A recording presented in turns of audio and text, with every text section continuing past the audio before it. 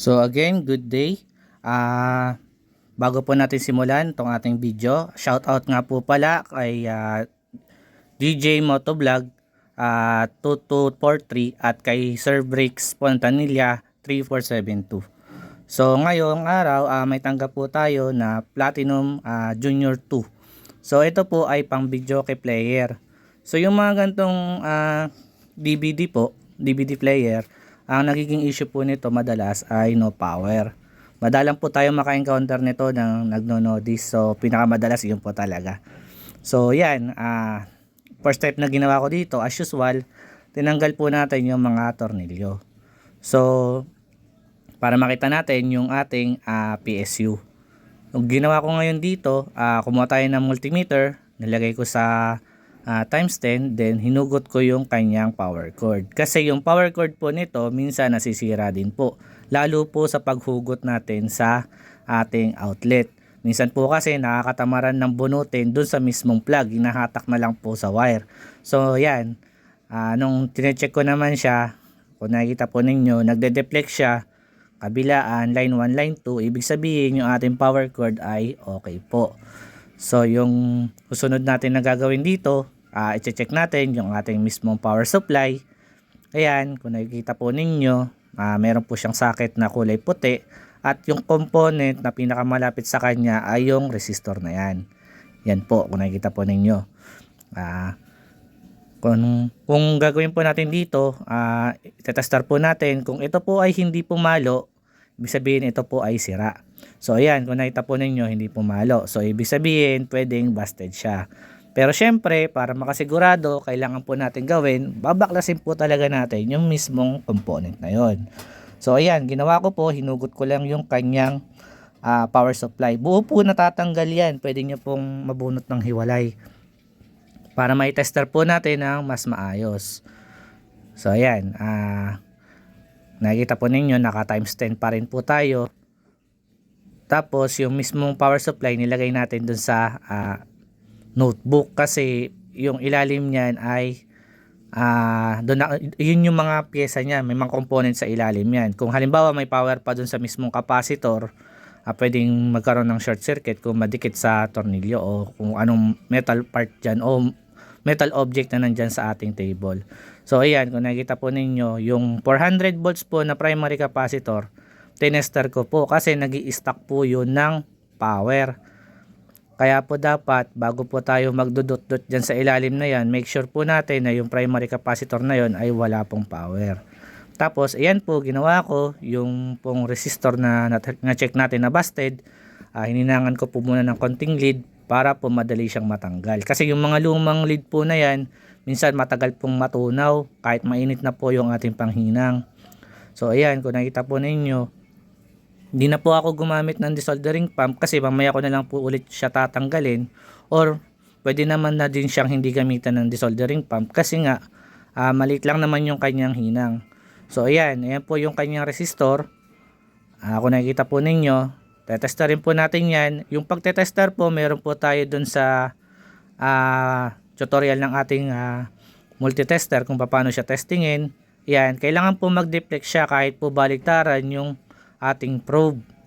Kailangan po pumalo po yan. Ngayon, kung hindi po yan pumalo, ibig sabihin yan po ay busted. At syempre, yan, kumuha tayo ng same value niya. Kaya lang iba yung kulay blue. Pero, yan po ay parehas naman. Kaya ang pinagkaiba lang po niya kasi yung resistor po kanina ay 4 band lang. Yung pong kinabit natin ay 5 band. Pero parehas lang po yan. Kasi yung function lang naman yan, yung gamit po ng resistor na yan ay fuse type po. Pero kung gusto niyo naman pong lagyan siya ng fuse, pwede rin naman po. Kung may available kayo, yung fuse po na small na may value ng mga 3.15 or 3 amperes lang, yung fuse po is for protection. Ayan, kung nakikita po ninyo, nag-deflect na po yung ating multimeter. Ibig sabihin, connected na po yung ating linya sa socket papunta doon sa ating bridge type diode sa ilalim. Yan.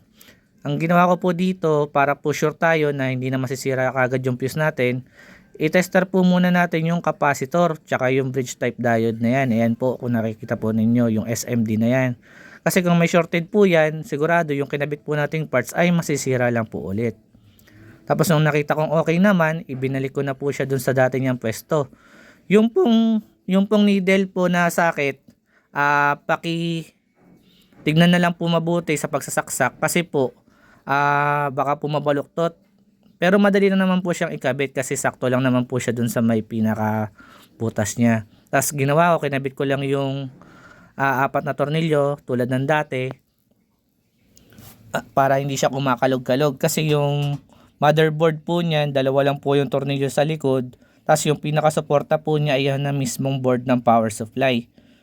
Tapos kinabit ko na yung socket. Di naman po kayo malilito sa pagbabalik ng socket kasi po yung pong socket na yan ay iba-iba naman po yung dami ng pin. Kaya syempre pag binalik nyo siya, sasakto siya dapat doon sa kanyang partner na socket. Tapos kung ano yung pinakamalapit na wire na may socket, yun yung para doon. Tapos yan, kinabit ko na yung ating power source, yung power cord natin, at syempre susubukan na natin.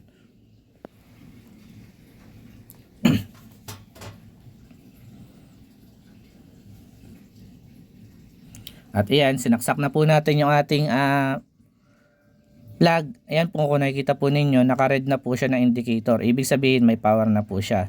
Tulad nga po ng sabi ko kanina, yung ating pong on and off ay push button lang na tap switch. Kaya po dapat naikabit po natin lahat yung socket doon sa may power supply board. So ayan, umikot na po yung ating bala, yung ating CD. Ibig sabihin okay na po yung kanyang power. Ang kailangan na lang po natin ay testingin. Kailangan po natin mag-set up dito ng TV para makita po natin yung display. Kasi po yung DVD na to ay wala pong display katulad ng ibang mga player. Ang natatanging display lang po niya ay yung kanyang LED.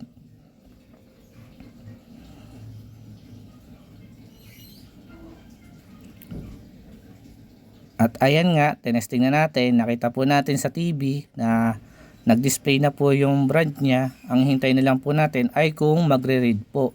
Yun po kasing nilagay nating bala dito ay pang KS5. At ito po ay KS10. Pero as same naman po talaga siya. Nagkaiba lang po ng model yung player. Parehas lang po ng bala. So pwede na tayo mag-type ng kanta. Kaya lang di na po natin lalagyan ng sound kasi po baka po makapiright tayo.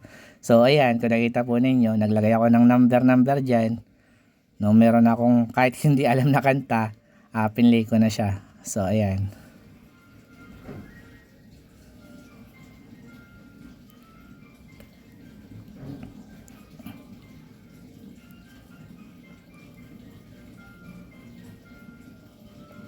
Tapos nung nag-play na siya, so syempre kailangan na natin i-assemble.